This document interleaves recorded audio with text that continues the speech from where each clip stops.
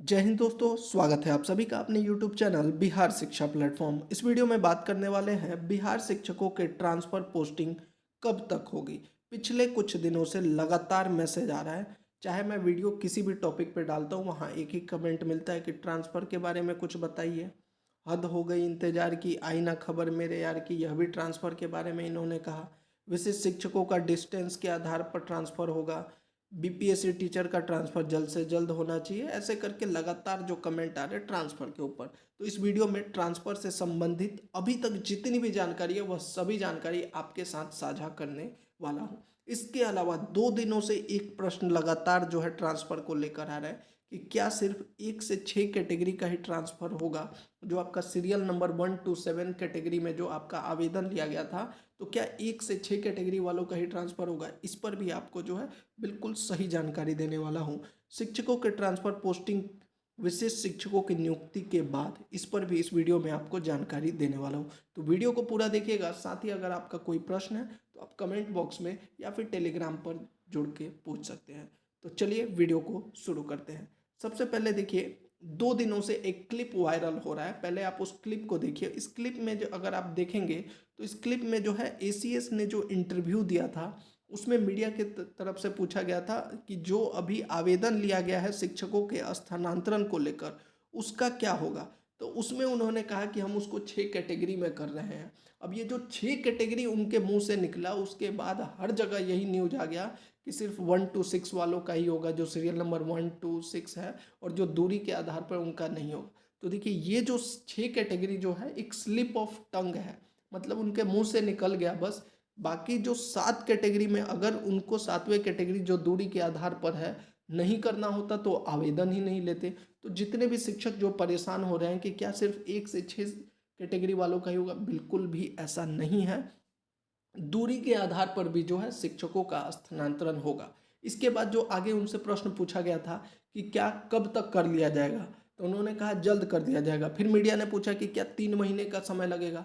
ACS ने clearly कहा कि इतना आप समय क्यों बोल रहे हैं, हम जल्द ही कर लेंगे। तो देखिए, कब तक कर लेंगे और क्यों देरी हो रही है, इसकी 3 मुख्य वजह है। सबसे पहली जो वजह है वो ये है, ये जो आप न्यूज़पेपर में देख रहे हैं या आजकल आपने हर जगह देखा होगा, सबसे महत्वपूर्ण मुद्दा जो अभी शिक्षा विभाग में चल रहा है वह विशिष्ट शिक्षकों की नियुक्ति को लेकर। अब देखिए, जो शिक्षकों ने आवेदन दिया है ट्रांसफ़र के लिए, उसमें सक्षमता पास शिक्षक भी है। अब कितने शिक्षक हैं उसके आंकड़े सामने नहीं आए हैं, लेकिन जो 1,90,000 शिक्षकों ने आवेदन दिया है उसमें से कुछ शिक्षक सक्षमता पास शिक्षक भी हैं। अब ये सक्षमता पास शिक्षकों का स्थानांतरण तभी संभव है जब यह राज्यकर्मी बन जाएंगे, क्योंकि जब तक ये राज्यकर्मी नहीं बन जाते हैं तब तक जो है इनका स्थानांतरण नहीं किया जा सकता, क्योंकि ये नियोजित है। इसीलिए जो ये पहली वजह यही है कि पहले जो है जितने भी सक्षमता पास शिक्षक हैं जो आवेदन दिए हैं, उनका विद्यालय में राज्यकर्मी बनना जरूरी है। राज्यकर्मी बनने के बाद ही आप उनको जो है स्थानांतरण कर सकते हैं। ये एक टेक्निकल इशू है जिसकी वजह से पहली ये वजह है देरी हो रही। यानी कि शिक्षकों का जो स्थानांतरण के लिए जो आप लोग लगातार कमेंट कर रहे हैं कब से होगा, तो पहला तो ये है कि भैया 1 से 7 तारीख तक जो है शिक्षकों का यहाँ पर राज्यकर्मी जितने भी विशिष्ट शिक्षक हैं उनके योगदान के बाद ही होने वाला है। दूसरी जो मुख्य वजह है वो है आपका जो है, आपने देखा होगा बिहार का शिक्षा विभाग जो है लगभग 1 लाख शिक्षकों की उम्मीद कर रहा था कि 1 लाख शिक्षकों का आवेदन आएगा, लेकिन संख्या काफ़ी ज़्यादा है। 1,90,000 शिक्षकों का जो है यहाँ पर आवेदन आया है। तो ऐसे में कहीं ना कहीं ये भी एक बड़ी वजह है जिसकी वजह से देरी हो रही है। हालांकि शिक्षा विभाग ने कहा था कि हम दिसंबर लास्ट तक कर देंगे और नए साल में नए विद्यालय में पदस्थापित कर दिया जाएगा, लेकिन चूंकि यह संख्या काफ़ी ज़्यादा है इसीलिए समय लग रहा है। और तीसरा जो मुख्य वजह है अभ्यावेदन।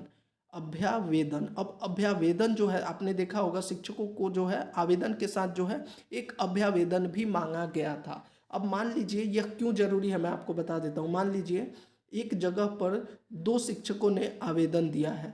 अब ये 2 शिक्षकों दूरी के आधार पर दोनों शिक्षकों ने आवेदन दिया हुआ है। अब यहाँ पर वैकेंसी एक ही है, तो किस शिक्षक का यहाँ पर स्थानांतरण करना है इसके लिए शिक्षकों का अभ्यावेदन देखना भी जरूरी है। अब 1,90,000 शिक्षकों का अभ्यावेदन देखना भी एक बहुत बड़ा कार्य है। ये 3 मुख्य वजह है जिसकी वजह से अभी जो है आपका स्थानांतरण को लेकर देरी हो रही है।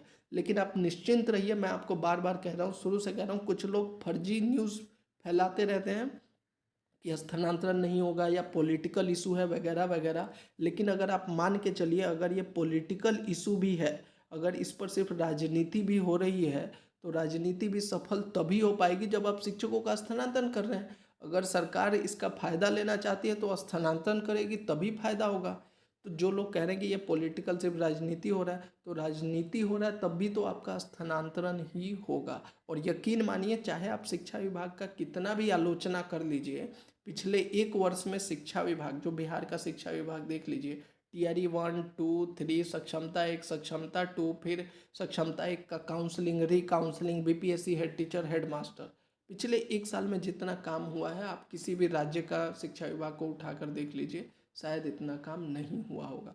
तो आपको आलोचना करना है, कीजिए, आप शिक्षा विभाग से जितने सवाल पूछना है पूछिए, पर आप लोग इतना नेगेटिव मत होइए कि हर जगह कमेंट कर रहे हैं स्थानांतरण नहीं हो। बिल्कुल मैं निश्चिंत रूप से आपको कहना चाहता हूं कि 100% शिक्षकों का स्थानांतरण होगा, और दूरी के आधार पर भी जो है शिक्षकों का यहाँ पर स्थानांतरण होगा। जो 7वां सीरियल नंबर था कि दूरी के आधार पर, जिसमें लगभग 1,60,000 शिक्षकों ने जो है आवेदन दिया है, इसमें भी शिक्षकों का स्थानांतरण होगा।